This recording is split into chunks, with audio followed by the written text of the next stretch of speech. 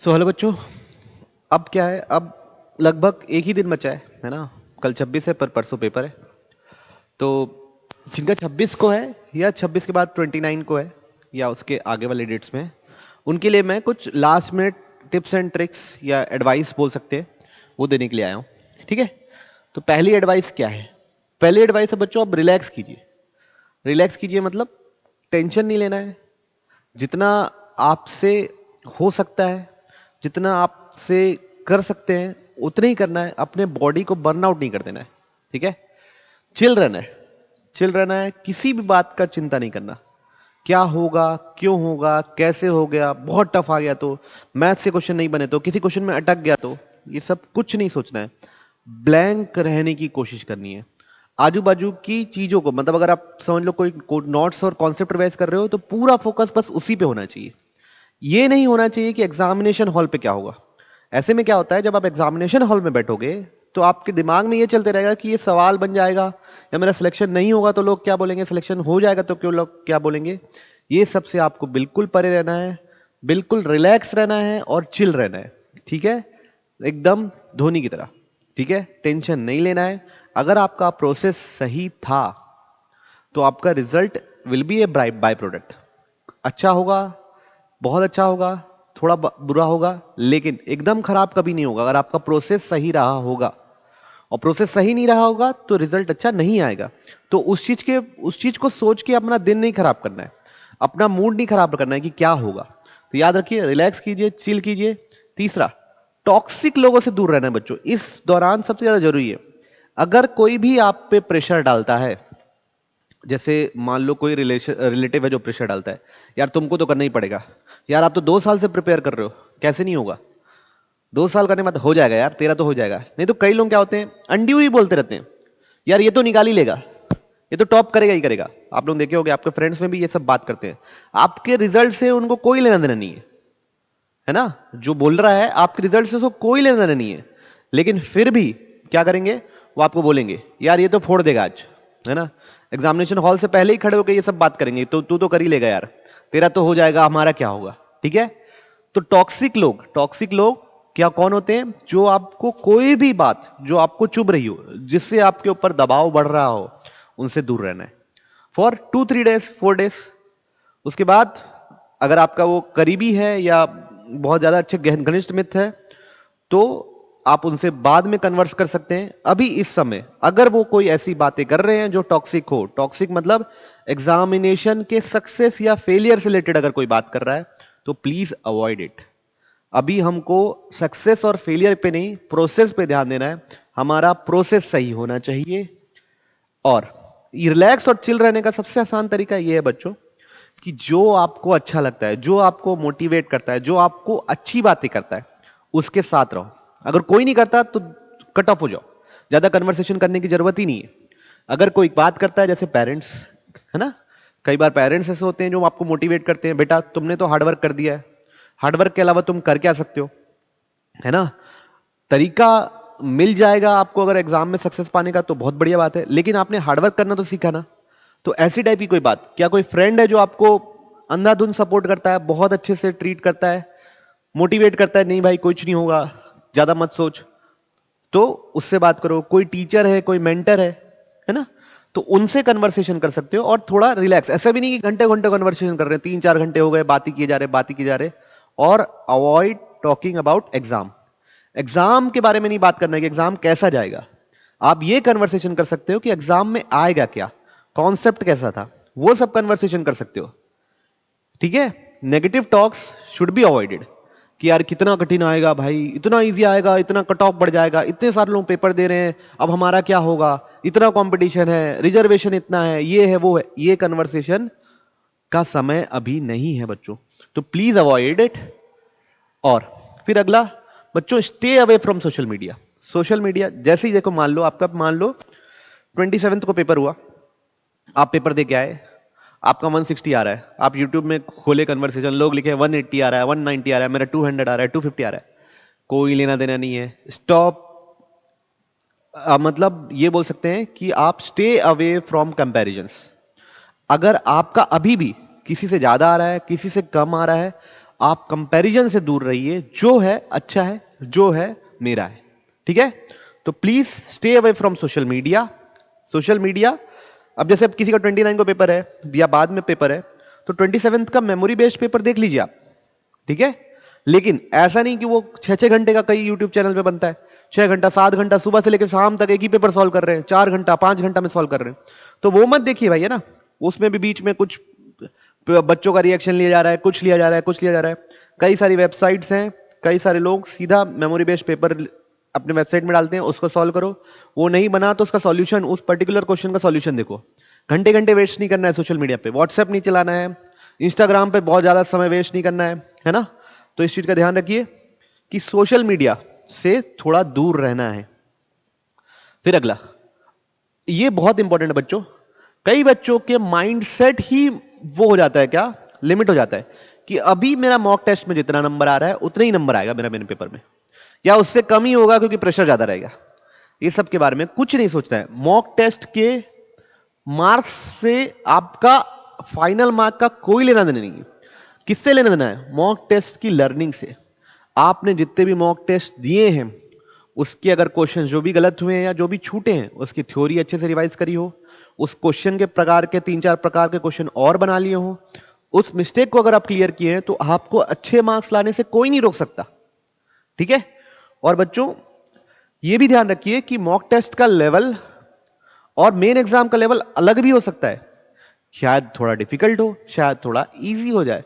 तो mock test के marks से आप बिल्कुल चिंतित मत होइए। मॉक टेस्ट इज मॉक, वो बस आपको सिखाने के लिए, आपको एक एनवायरनमेंट देने के लिए। अगर आप कभी अटके, किसी क्वेश्चन में अटके, तब क्या करोगे? किसी क्वेश्चन में कोई कॉन्सेप्ट याद नहीं आया, या कभी फिजिक्स से ही 1.5 घंटे बना रहे हो या मैथ से ही 1.5-2 घंटे बना रहे हो, तब आपसे मार्क्स क्यों कम हो गए? स्ट्रेटेजाइज करने के लिए कि आप क्या पहले यूज करेंगे, क्या नहीं करेंगे, उसके लिए है सिर्फ मॉक टेस्ट। फिर एक चीज और ध्यान रखिए, कोई भी नई चीज नहीं ट्राई करनी है। Don't try anything new. अब कुछ नया ट्राई नहीं करना है पेपर में जाके, है ना, कि वहां जाके आप यहां पे सबसे पहले फिजिक्स बनाते हो, फिर केमिस्ट्री बनाते हो, मैथ्स जाते हो, वहां जाके सबसे पहले मैथ्स बनाना चालू कर दिए, या वहां जाके सबसे पहले केमिस्ट्री बनाना चालू कर दिए। आपका जो फिक्स्ड पैटर्न हुआ होगा, अगर आपने 10-15 मॉक्स दिए हैं तो जो भी फिक्स पैटर्न है जिसमें आपका बेस्ट होता है उसी को आप रेप्लिकेट कीजिए। नया चीज वहां पे स्टंटबाजी करने की जरूरत नहीं है।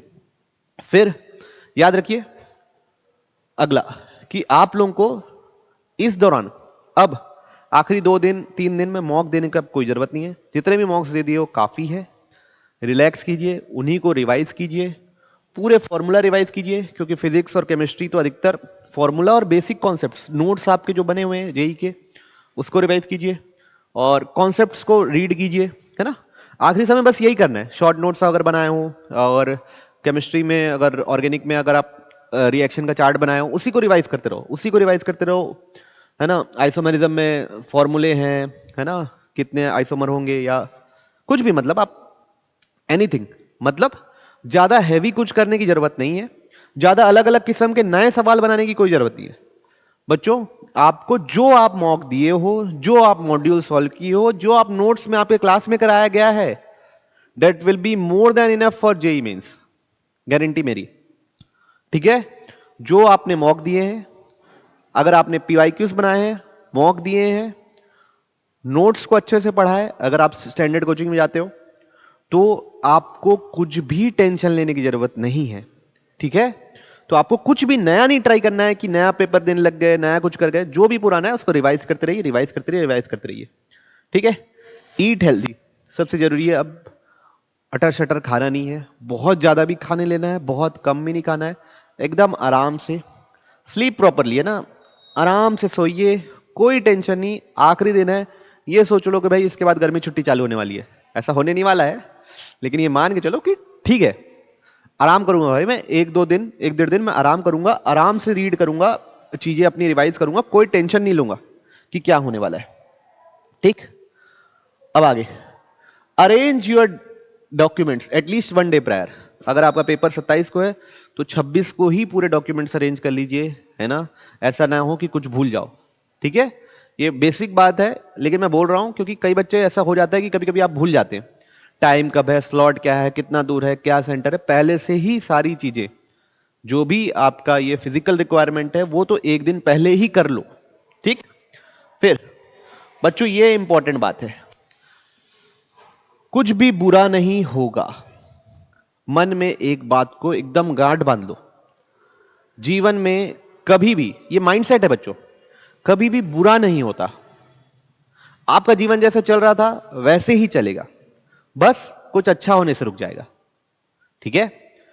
कुछ भी नहीं बदलेगा, कुछ भी बुरा नहीं होगा, ये बात ध्यान रखिए, बस अच्छा होने से रुकेगा, ठीक है। मान लीजिए आप अच्छे कॉलेज नहीं जा पाओगे, यही होगा, तो कौन आज आप अच्छे कॉलेज पे हो? नहीं हो ना। तो अच्छा नहीं होने से रुकेगा, कुछ बुरा नहीं होगा, जैसा चल रहा है वैसे ही चलेगा, कुछ अच्छा होने से रुक जाएगा, कुछ बुरा नहीं होगा। तो इस चीज का बिल्कुल चिंता नहीं कीजिए कि क्या होगा मेरे साथ, समाज क्या बोलेगा, लोग क्या बोलेंगे, दुनिया क्या बोलेगी, कोई कुछ नहीं बोलेगा। एक दिन बोलेगा, 2 दिन बोलेगा, तीसरे दिन बोलेगा, चौथे दिन आपके बारे में भूल जाएगा, वो नया बकरा पकड़ेगा, नए बच्चों को पकड़ेगा, अगला जो देने वाला है उसकी उसकी बुराई करेगा, ठीक है। तो इस चीज का ध्यान रखिए, कुछ भी बुरा नहीं होने वाला, अच्छा होने से रुकेगा, ठीक है।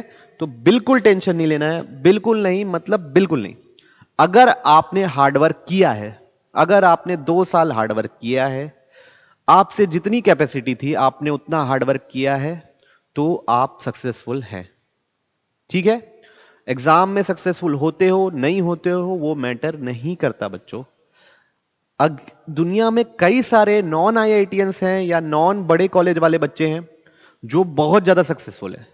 तो इस चीज से बिल्कुल कोई रिलेशन ही नहीं है। अभी आपको मेरी बात बकवास लग रही होगी, मैं ऑनेस्टली बोल रहा हूं कि आप लोगों को लग रहा होगा कि सर क्या बोल रहे हैं, लेकिन ये फैक्ट है बच्चों।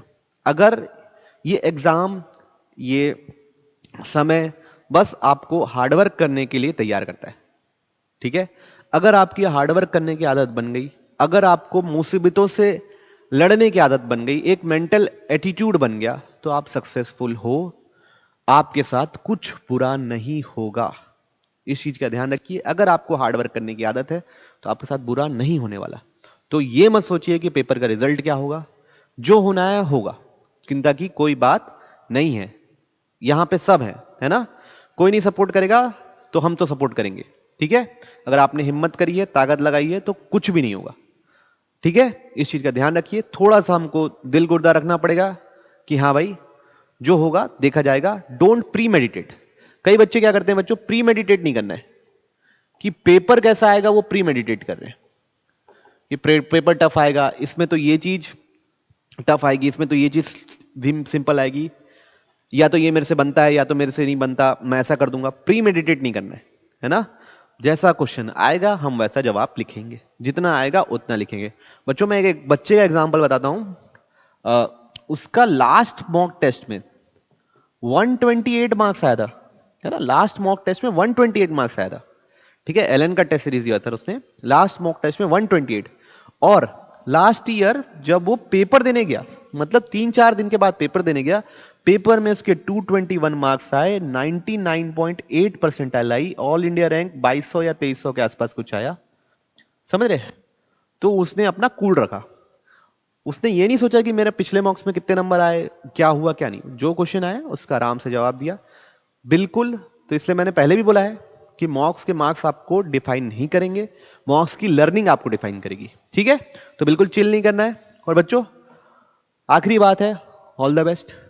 मैं जानता हूं, मैं ये बात समझता हूं कि इस उम्र में इतना बड़ा एग्जाम के लिए तैयारी करना, इतने बड़े कंपटीशन में बैठना, और ये समय जब आपको पूरी दुनिया जज कर रही है, आपको ऐसा फील हो रहा है कि आपकी पूरी दुनिया जज कर रही है कि आप होशियार हो या गधे हो, इसी पे डिपेंड कर रहा है।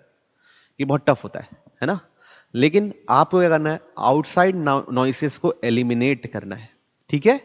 तो कोई नहीं, आप बहुत बेहतरीन करेंगे, आप अच्छा करेंगे, अपनी बेस्ट ऑफ द कैपेबिलिटी करेंगे, कोई टेंशन नहीं लेना है, सक्सेस और फेलियर के बारे में सोचना नहीं है, क्योंकि सक्सेस नहीं होती बच्चों, फेलियर भी नहीं होता, बस प्रोसेस होता है।